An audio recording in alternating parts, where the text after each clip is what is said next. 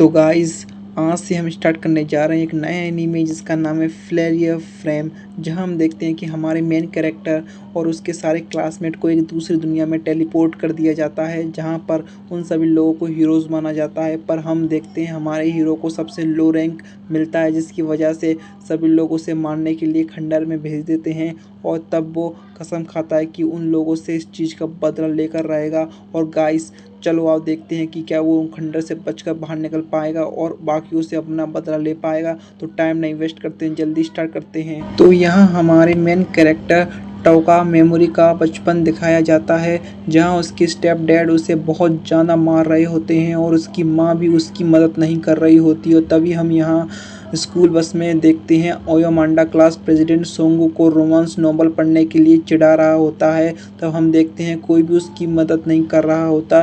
तब मेमोरी हमें बताता है ये बस हमें स्कूल के फील्ड ट्रिप पर लेके जा रही है, जहां ओयोमांडा सोंगू को परेशान कर रहा है और हायर रैंक ग्रुप्स उस पर हंस रहे होते हैं। पर हमारे टीचर को उससे कोई फ़र्क नहीं पड़ रहा होता। मुझे पूरा यकीन है कि अगर मैं इसे रोकूंगा तो यहाँ बहुत ज़्यादा कूल लगेगा, पर मेरे जैसा पर्सन जो कि हवा की तरह पतला है और जिसे आराम से हराया जा सकता है, वो चाहे जो मर्जी कर ले, पर इन्हें कोई फ़र्क नहीं पड़ने वाला। पर हम देखते हैं मेमोरी फिर भी सोंगू को बचाने के लिए बीच में आ जाता है। तब ओयोमांडा कहता है, आखिरकार अब तुम बीच में क्यों आ रहे हो? सोंगू बहुत ज़्यादा परेशान हो रही है, तो प्लीज़ उसे परेशान करना बंद करो। तब ओयोमांडा हंसने लगता है, तुम्हें क्या लगता है तुम जैसा पर्सन कर भी क्या लेगा?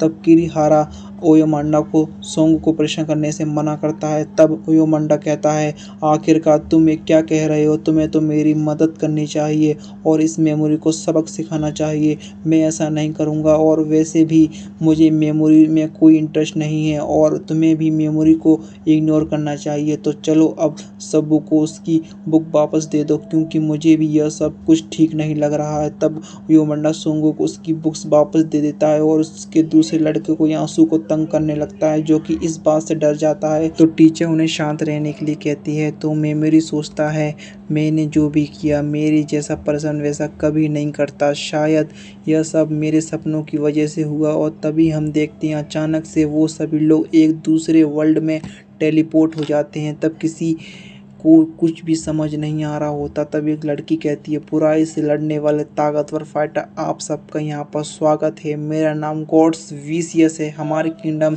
एलियन ब्रेव वॉरियर्स को सम्मान करती है ताकि वह उस ग्रेट एम्पायर के साथ लड़ सकें जो बार बार अपीयर हो जाता है। 200 साल में पहले हीरोज़ ने उस डीम एम्पायर को हरा दिया था, पर अब वह दोबारा जिंदा हो गया है। तो इसलिए दूसरी दुनिया के चूज़ किए हुए हीरो हम चाहते हैं कि आप अपनी ताकत दें ताकि हम उस डीम एम्पायर को हरा सकें। तब हम देखते हैं किसी भी पर्सन को इस बात पर विश्वास नहीं हो रहा होता कि वो लोग दूसरी दुनिया में टेलीपोर्ट हो गए हैं। तब टीचर उन्हें शांत रहकर विषय की बात सुनने के लिए कहती है। तब मेमोरी सोचता है, यहाँ की सभी चीज़ों को देखकर ऐसा लग रहा है जैसे कि यह एक सपना हो, पर मुझे सपने में दर्द महसूस हो रहा है। तो क्या इसका मतलब हम सच में दूसरी दुनिया में आ गए हैं?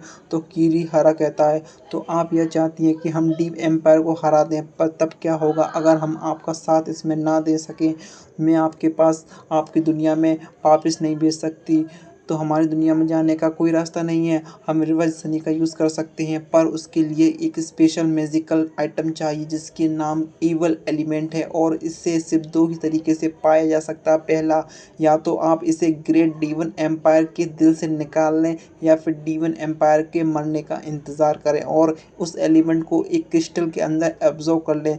तब ओयोमांडा कहता, आखिरकार इन सब चीज़ों का हमसे क्या लेना देना? आखिरकार हम डीम एम्पायर से क्यों लड़ेंगे? तब विक्सस कहती है, मैं आपसे भीख मांगती हूँ, प्लीज़ हमारी दुनिया को बचा लीजिए। तो सुको कहती है, हम लोग तो सिर्फ ह्यूमंस हैं और चाहे आप हमसे मसीहा बुला रहे हो, पर मुझे नहीं लगता कि हम में से आपकी कोई मदद कर सकता है। तो वेकस कहती है, आप चिंता मत कीजिए, आपके पास वो पावर्स हैं जो दूसरे ह्यूमंस के पास नहीं हैं। तो सोयू कहती है, पर हम इसके बारे में कुछ नहीं पता। तो वेकस कहती है, तो आपको अभी पता चल जाएगा। और तब हम देखते हैं कि विकस के ऑर्डर पर कुछ लोग सिपाही एक पर्सन को एक मॉन्स्टर के सामने छोड़ देते हैं और तब वो मॉन्स्टर उसे खा जाता है। तब विक्स अपनी पावर से उसे मॉन्स्टर को जला देती है। तब एक लड़की कहती है, अब मुझे समझ में आ गया है यह दुनिया हमारी दुनिया से बिल्कुल अलग है, या फिर हम यहाँ कह सकते हैं कि हम अलग प्लेनेट पे हैं। तब एक्सिस कहती है तो चलो आइए मेरे हीरोज़, अब वक्त आ चुका है जब आपको आपकी हिडन स्किल्स के बारे में पता चलेगा। तो इसलिए एक एक करके आगे आइए और इस क्रिस्टल के ऊपर अपना हाथ रखिए।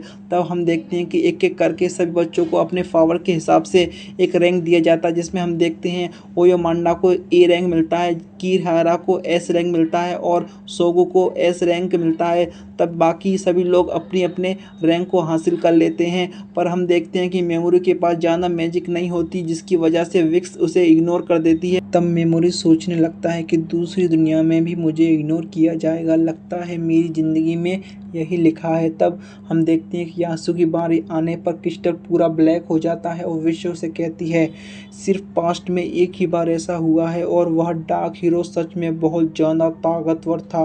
आंसू कहता है मुझे लगा ही था मेरी किस्मत चमकने वाली है।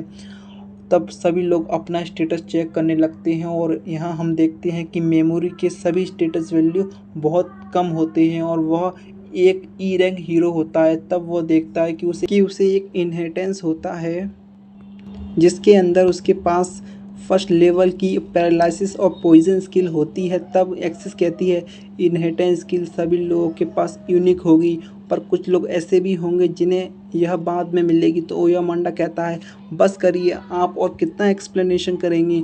तब टीचर उसे चुप रहने के लिए कहती है और तब ओयामांडा कहता है आखिरकार एक रैंकर टीचर को एक ई रैंकर के साथ ऐसे बात करने की हिम्मत कैसे हुई। तब एक्सिस कहती है अब हम लोग एक रिचुअल को परफॉर्म करने वाले हैं, तो मेमोरी ज़रा यहाँ पर आओ। तब हम देखते हैं गार्ड्स मेमोरी को धकेल कर नीचे पहुँचने लगते हैं। तब विक्स कहती है मेमोरी तुम एक ई रैंकर हो, जो कि सबसे ज़्यादा लोएस्ट रैंक, और पास्ट में भी जिसके पास लोएस्ट रैंक होता था वो हमेशा हायर रैंक हीरोज़ को परेशानी में डाल देते थे। तो इसलिए यह डिसाइड हो चुका है कि लोएस्ट रैंक हीरोज़ को डिपोज किया जाए, पर अगर हम तुम्हें अभी डिस्पोज कर देंगे तो सबको लगेगा कि हमने तुम्हारे साथ नाइंसाफ़ी की है। तो इसलिए हम तुम्हें एक चांस दे रहे हैं, हम मैजिक सर्कल को यूज़ करके तुम्हें एक खंडर में भेज देंगे और अगर तुम्हें वहाँ से बचकर वापस आ गए तो तुम्हें परेशानी नहीं करेंगे।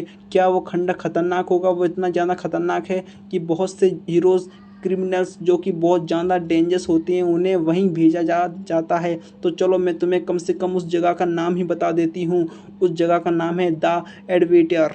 उसे अपनी इनहेरिटेंस स्किल के बारे में बताती है इसका कोई फ़ायदा नहीं है, क्योंकि तुम्हारी इनहेरिटेंस स्किल तुम्हारी तरह ही कमज़ोर होगी और उसका इफ़ेक्ट भी कम समय तक टिकेगा, जिसकी तुम उसे सिर्फ लो लेवल डैमेज पर ही यूज़ कर सकते हो, जिसका मतलब तुम्हारी स्किल फेलियर कैटेगरी में आती है। और इस वैसे भी तुम एक ई रैंकर हो और तुम्हारा स्टेटस भी काफ़ी लो है। अगर तुम लेवल अप भी करोगे तो इसका कोई फ़ायदा नहीं होगा, पर तुमने यह मुझे मेरी इजाज़त के बिना बुलाया और अब तुम मुझे मारना चाहती हो। तब किरहारा कहता है अब बस करो मेमोरी, अब तुम इसमें कुछ नहीं कर सकते। दायूस मेमोरी के पास चला आता है और मेमोरी को लगता है कि वो उसकी मदद करने आया है, क्योंकि स्कूल में मेमोरी भी यासु की मदद करता था, पर यासु मेमोरी को मजाक उड़ाने लगता है और वहाँ से वापस चला जाता है। तो विश्व मेमोरी को एक लेदर पाउच देती है और रिचुअल को स्टार्ट कर देता है। आखिरकार तुम क्यों रो रहे हो? तुम्हें पता है न, चाहे तुम अपनी असलियत को जितनी मर्जी सप्रेस करने की कोशिश कर लो और एक गुड पर्सन बन जाओ, पर तुम हमेशा के लिए एक्टिंग नहीं कर पाओगे। तुम्हें भी इस चीज़ से नफरत होगी न। चलो अब इन्हें अपनी सच्चाई दिखाओ, वो सच्चाई जिसे तुम सबसे छुपाते आए हो। तब मेमोरी कहता है तुम हेल में जाओ गॉड्स, याद रखना अगर मैं वहाँ से बचकर वापस आ गया तो तुम में से किसी को नहीं छोड़ूंगा। और तब मेमोरी खंडर में टेलीपोर्ट हो जाता है और विक्स के दिए हुए पाउच में मदद से वहाँ पर रोशनी कर देता है और तभी उसे वहाँ पर बहुत सारी हड्डियाँ दिखाई देती हैं, जिसके देखकर उसे कुछ समझ नहीं आ रहा होता है। तब हम देखते हैं कि एक मॉन्स्टर हमला कर देता है। तब मेमोरी उसे बचकर भागते हुए सोचता है कि इसका लेवल और स्टेटस मुझसे बहुत अलग है। मुझे ऐसा फील हो रहा है जैसे कि यहाँ मुझे मारने आ रहा है, तो इसलिए मुझे जल्द से जल्द यहाँ से भागकर जाना होगा। मैं रोना चाहता हूँ, पर इस टाइम पे ना ही दुखी हो सकता हूँ ना ही खुश, बस मैं डरा हुआ हूँ। पर रुको, तो इस इमोशन में इस टाइम में फ़ील कर रहा हूँ वो डर नहीं है बल्कि मेरा फ्रस्ट्रेशन है। लगता है अब यहाँ मेरा अंत है। मेरे पास ना ही कोई वेपन है, ना ही कोई स्टेटस और ना ही एक अच्छी स्किल। पर हम देखते हैं कि मेमोरी अभी भी हार नहीं मान रहा है और हम अपने पैरालाइज स्किल को एक्टिव कर लेता है जिससे कि वो मॉन्स्टर पैरालाइज हो जाता है। तब मेमोरी सोचता है गॉड्स ने तो कहा था कि मेरी स्किल्स किसी काम की नहीं है, तो ये क्या ये गलती से काम कर रही है। उसकी एक मॉन्स्टर मिल जाता है तो उसकी उसे मारने के लिए आगे बढ़ने लगता है। तब मेमोरी उससे ऊपर फिर से अपनी पैरालाइज स्किल को यूज़ करता है जिससे कि मॉन्स्टर पैरालाइज हो जाता है। तो मेमोरीज कहता है यह चमत्कार नहीं हो रहा सकता, मेरी स्किल सच में काम कर रही हैं। शायद ऐसा हो सकता है कि मेरी एनआई इस दुनिया की बाकी स्पेशल से अलग हो। तब वो अपना स्टेटस चेक करता है जिसमें उसकी मैजिक पावर ख़त्म हो चुकी होती है और तब वो पॉइजन स्किल को यूज़ करता है और सोचता है कि आखिरकार मैं इसे यूज़ कैसे कर पा रहा हूँ। पर ये पैरालाइज के साथ साथ यूज़ होता है। आखिरकार अब मैं आखिर क्या करूँ, आखिरकार तब क्या कर सकता हूँ, स्किल यूज़ करता हूँ और रहूँगा। अब मैं देखता हूँ कि दूसरा मॉन्स्टर वापस आ जाता है। तब मेमोरी सोचता है लगता है कि इसके ऊपर पैरालिसिस का असर हट चुका है। तुमने मुझे मारने की कोशिश की और लगता है कि अब तुम मुझे मार कर ही रहोगे।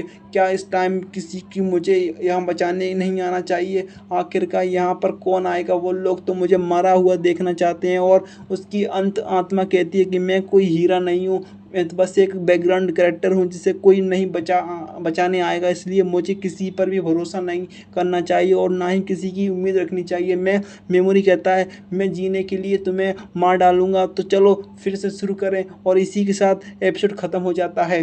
अब गाइस आप मुझे कमेंट करके ज़रूर बताना आपको ये एपिसोड कैसा लगा और अगर आप चाहते हो कि हम इस एनीमे का सेकेंड एपिसोड लाएँ तो कमेंट में हमें हमारा रिस्पॉन्स ज़रूर बताइए। Thank you.